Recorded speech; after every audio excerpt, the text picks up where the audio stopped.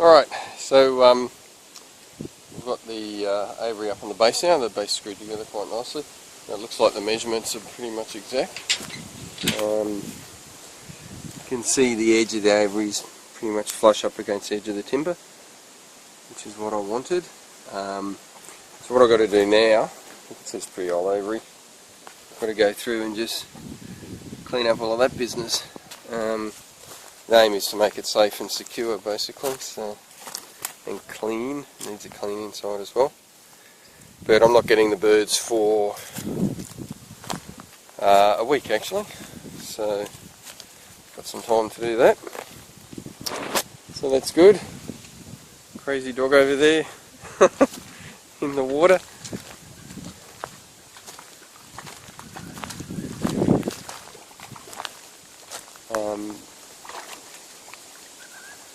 She's just a puppy, but she's going to learn quick smart if she starts trying to have a go at the birds or barking at them. She leaves the chooks alone, which is good. But, you know, the bottom half of the cage, or back half, is secluded, so that'll be alright. So now, on to cleaning it up, and we'll see how we go. These star pickets here, they're the ones that I was going to put in each diagonal corner, but there's just a bit of play here, so I might just try and secure it to the wood somehow to maybe drill into the base or something, not quite sure yet.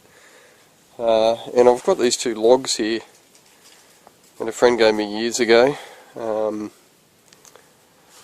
In the wild, golden shouldered parrots burrow into termite mounds. I know they have been convinced to do nesting logs with a long tube at the front, or nesting boxes with a long tube at the front. So we'll see how we go with that. But anyway, so we're off and running. Thank you. Alright, so it's probably about a week or so, maybe a bit more after I did the last video. I had a fair bit on, so haven't done much. So what I've got now is these, I don't know, there's a word for them, I'm just calling them L-shaped brackets. These are going to go along the outside of the aviary. If we have a look down here, you can see where the base is pretty rusted there, so I'm going to have to go along and clean up this kind of business here. Just probably might have to get an angle grinder onto some of this, or just tin snips. The base is not in the best shape. We'll just peel that off, and what will happen is so the aviary is just sitting on top of the wooden base here, and so what's going to happen is these little brackets, it's a bit like a skirting board really. I'm just going to screw that in there, and that'll just help secure the bottom, and it will also secure the aviary to this wooden base here, and that'll prevent pretty much any chance of any predators getting in there. So that's where we're at. He's a predator. And there's a predator. So that's where it's at the moment. I'll get that done over the next few days, and then we're picking up the birds in a couple of days. What do you think, Rob? Marvellous. And the other thing that I realised is that these star pickets, I was going to put them in each corner, diagonal corner, to stop the thing moving, but since I'll be securing this onto the wooden base, they won't be necessary. So we've got some spare star pickets. This is the beautiful wife, Jennifer. And as Jenny was just saying, I was actually looking at putting a concrete perimeter in, but this is a much better idea, doing the timber there. So there we go. I'll be getting the birds in a couple of days. So today's Monday. I'll spend Tuesday just cleaning this up. It also needs a good clean inside and disinfectant, and we'll be in business. They'll be here on Wednesday. The ends of the wood here need a sealant on them. There is a creosote replacement which we've got, which I'll just paint on there, and that's it. So it's just, these are 1 metre strips. I needed about 7 metres all up. Well, 6 metres, so I've got 7 strips. I'll pre-drill them and just clean up this tomorrow. So Looking good. Well, hi everyone.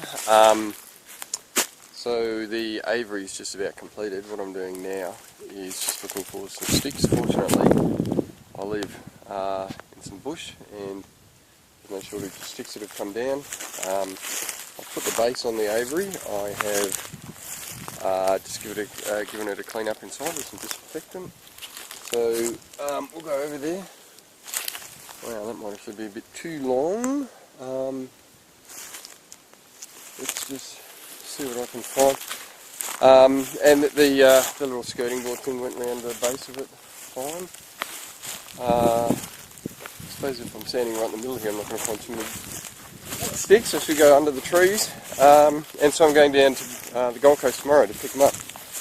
So that's pretty exciting. I've got to set up the cage for that as well, but that's pretty simple to do. Here we go, this might be a good one. Right. Okay, so let's go to the aviary and have a look then. Alright, so here it is. Now there's the edging that I've put on. There's 4 1 metre strips and then little extra bits cut to screw in. I only actually screwed it into the metal frame in 2 spots, just down here and on the other side as well. It's actually quite hard screwing into that metal frame, and it's probably not really necessary. I think this is quite tight up and flush to the edge. There's not really anything that's likely to get in there. I did notice just before though, the door's starting to rust down there. So I'll get some angle brackets and put them in there, but not now. It's a bit of an old aviary. Years ago the hinges got buggered, so I replaced them, but anyway, it's all cleaned up and it's fine. I've given it a clean out inside, disinfected it as well. To be honest, I don't actually know whether that disinfectant could be harmful for the birds. I'm thinking that it won't be. I know of other aviaries and bird eating things that have been disinfected, so I'm sure it'll be okay.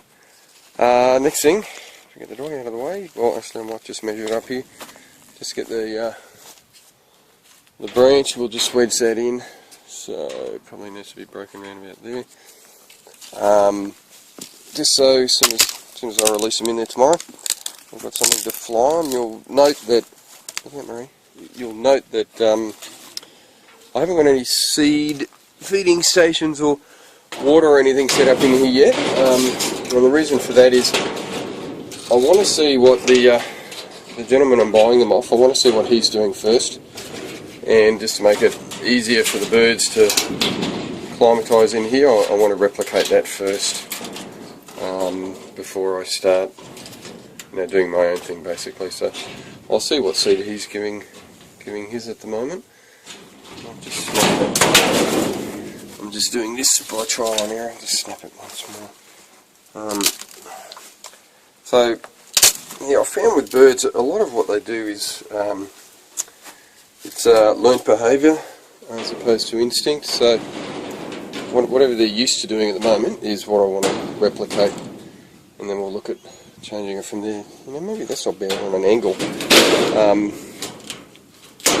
It'll be stable.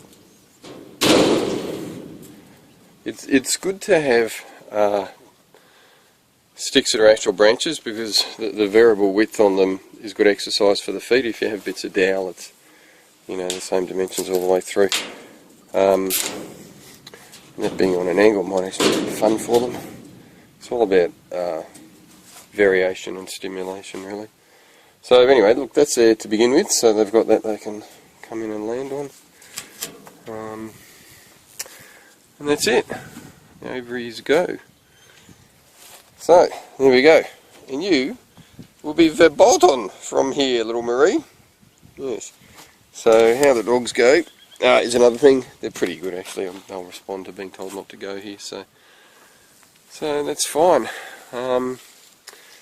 So, next stop, Gold Coast tomorrow, get the birds.